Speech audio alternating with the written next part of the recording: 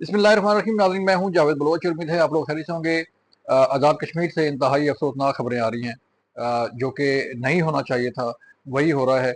और जो कलदम joint action committee की तरफ से जो हड़ताल की गई है, हड़ताल का ऐलान किया गया है, उससे पहले ही मुख्तलिफ इलाकों में, रावलाकोट में, प्रंदरी के इलाका में और कश्मीर के मुख्तलिफ इलाकों में जो है हंगामे खड़े हो गए हैं।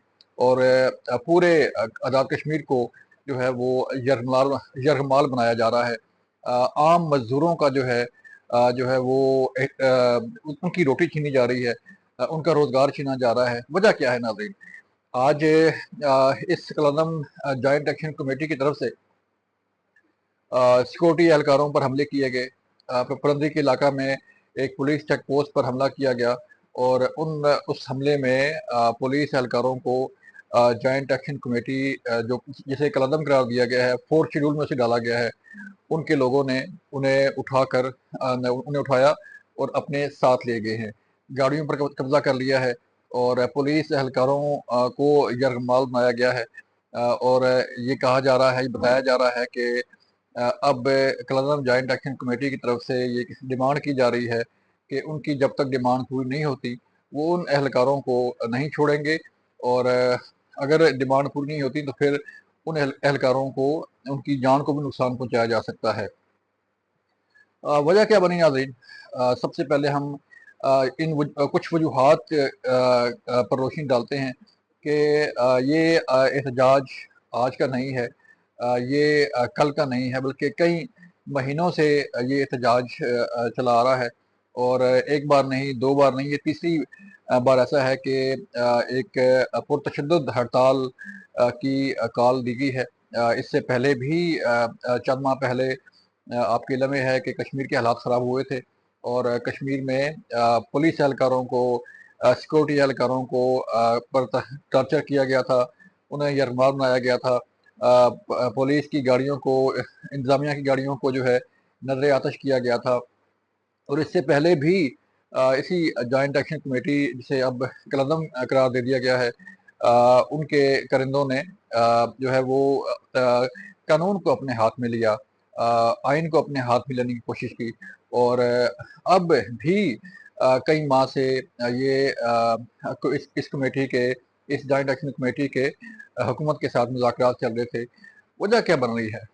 वजह एक तो ये है कि जो 12 सीटें हैं पाकिस्तान के मुख्तलिफ इलाकों में, जो कश्मीरी महाजरीन हैं उन्हें ये सीटें अलाट की गई थी और उन्हें वोट का हक दिया गया था कि वो उनकी भी नुमाइंदगी आज़ाद कश्मीर के की कानून साज असम्बली में हो और लोग उनसे वोट लेके जो है वो कानून साज असम्बली में पहुँचें। ये MLA की 12 सीटें जो है पूरे पाकिस्तान में डिवाइड्स हैं और जहाँ जहाँ कश्मीरी महाजरीन बैठे हैं वो अपना वोट का हक इस्तेमाल करते हैं और उस वोट के ज़रिए अपने नुमाइंदों का भी इंतखाब करते हैं। अब जॉइंट एक्शन कमेटी का ये मुतालबा था कि इन 12 सीटों को फौरी तौर पे ख़त्म कर दिया जाए। अब इसे कैसे ख़त्म किया जाए? आज़ाद कश्मीर में एक कानून है, आज़ाद कश्मीर में एक आइन है और उस आइन के तहत ही अदालतें चलती हैं। उस आइन के तहत ही जो है वो कानून साज असम्बली चलती है।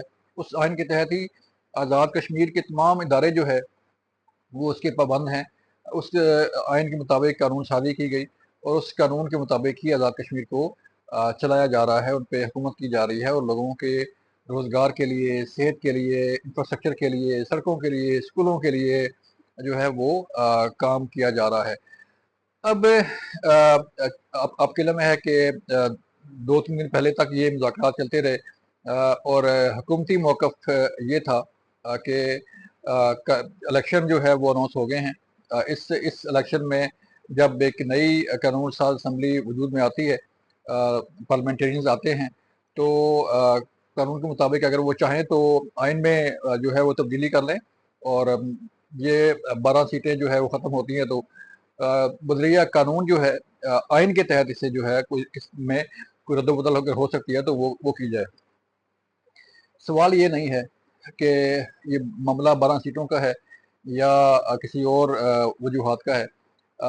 सादी सी जो है वो बात की जाती है کہ ہماری ڈیمانڈز ہیں جی مہنگائی کم ہو، وہاں پہ روزگار کی سہولتیں ہوں، آزاد کشمیر میں جو ہے وہ لوگوں کو سہولیات فراہم کی جائیں، جو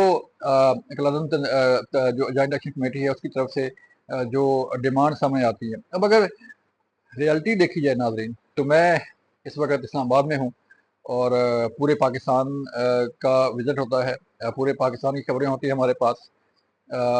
جو یہاں پہ ریٹس ہیں پنجاب میں بجلی کے، اگر ان کو دیکھا جائے تو ایک عام پنجاب میں ہو، سندھ میں ہو، کے پی کے اندر ہو، بلوچستان کے اندر ہو، تو یہاں پہ پورے پاکستان میں جو بجلی کے ریٹس ہیں وہ آسمان پر ہیں۔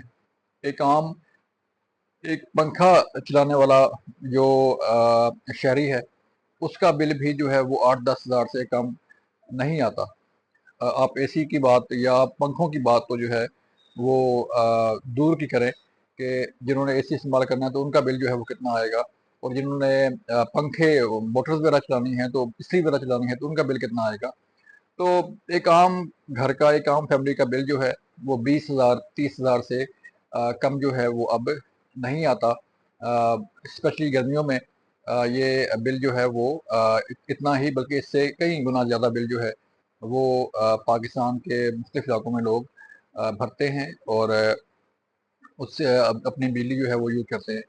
اور اسی طرح جو مہنگائی کی صورتحال ہے وہ بھی آپ کے سامنے ہے کہ مہنگائی کا بھی جو ہے وہ پورے ملک میں رویا جاتا ہے۔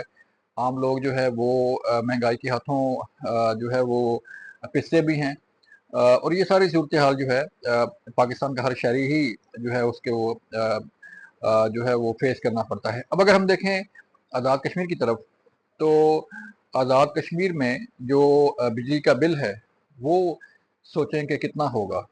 اب گرمیاں ہیں، جون کا مہینہ ہے، اور جون میں سخت گرمی، سخت جو ہے وہ شدید دھوپ اور گرمی ہوتی ہے، لیکن آزاد کشمیر میں آپ اے سی بھی چلا کے گرمیوں میں جو ہے وہ ہیٹر کا استعمال بھی اگر آپ کریں، گھروں میں چولہا جو ہیٹر کا ہے وہ بھی آپ استعمال کریں، پنکھے بھی استعمال کریں، اے سی بھی استعمال کریں، تو میرے آزاد کشمیر کے بھائیوں کا جو بل ہے وہ 400-500 سے اوپر جو ہے وہ نہیں جاتا۔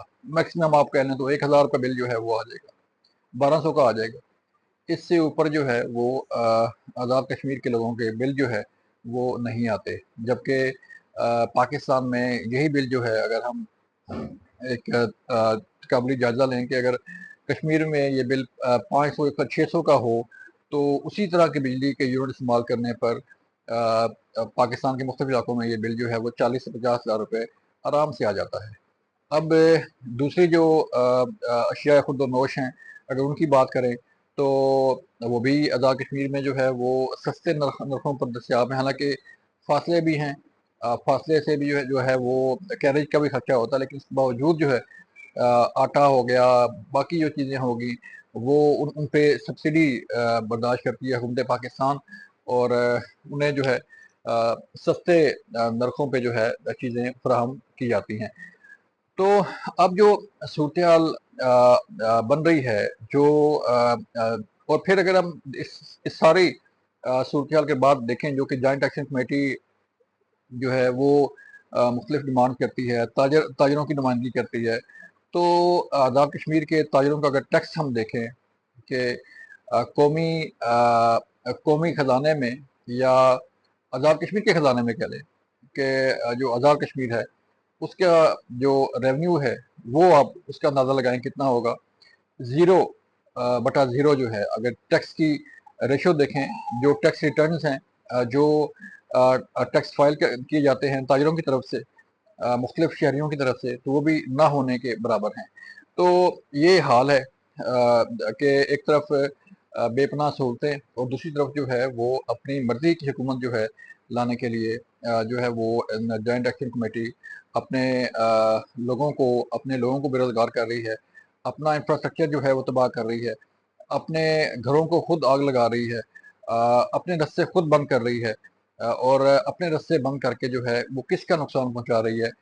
یہاں تو زندگی معمول پر ہے، اور جو آزاد کشمیر کے لوگ ہیں، جو موسٹلی جو لوگ ہیں جن کا جو اگر دکاندار ہیں، اگر اس کی دکان کی سیل نہیں ہوگی ہڑتال کے باعث، اگر ایک مزدور ہے اسے دہاڑی نہیں ملے گی ہڑتال کے باعث، اگر جو دکاندار ہیں اس کی دکان نہیں چلے گی ہڑتال کے باعث، جو ٹرانسپورٹر ہے اس کا پہیہ نہیں چلے گا ہڑتال کے باعث، تو آپ خود اندازہ لگائیں کہ یہ کس کے ساتھ زیادتی ہو رہی ہے۔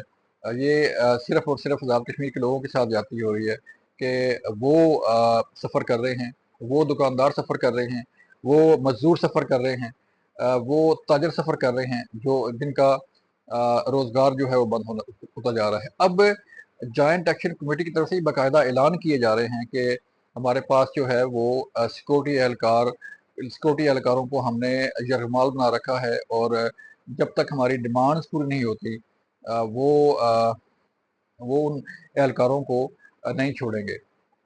اب سوال یہ پیدا ہوتا ہے کہ ریاست کہاں پہ ہے، حکومت کہاں پہ ہے، قانون نافذ کرنے والے ادارے کہاں پہ ہیں؟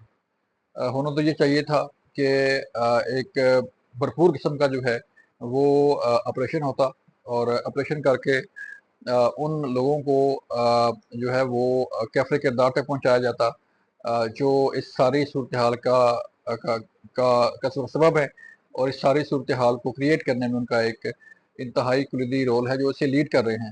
لیکن حکومت کی طرف سے جو ہے وہ پھر بھی صبر کا مظاہرہ کیا گیا۔ پہلے بھی جو جتنی ہڑتالیں ہوئیں، جتنے سیکورٹی اہلکار زخمی ہوئے، جتنی سرکاری گاڑیاں نظر آتش ہوئیں، جتنی املاک کو نقصان پہنچا، اس کے باوجود حکومت نے جو ہے وہ تحمل کا مظاہرہ کیا تاکہ کسی قسم کا کوئی نقصان نہ ہو۔ لیکن اب لگ یہ رہا ہے کہ حکومت کو یہ ایکشن کرنا پڑے گا، اس کے بغیر جو ہے وہ چارہ نہیں ہوگا۔ اور یہ ڈیمانڈز بھی کی جا رہی ہے مختلف ملکوں سے کہ قانون کی پاسداری، قانون پر عملداری جو ہے وہ حکومت کا کام ہے، قانون نافذ کرنے والے اداروں کا کام ہے، لہٰذا انہیں چاہیے کہ وہ قانون پر عمل درآمد کروائیں۔ یہ تھی اب تک کی صورتحال، اپنا خیال رکھیے گا۔ اللہ حافظ۔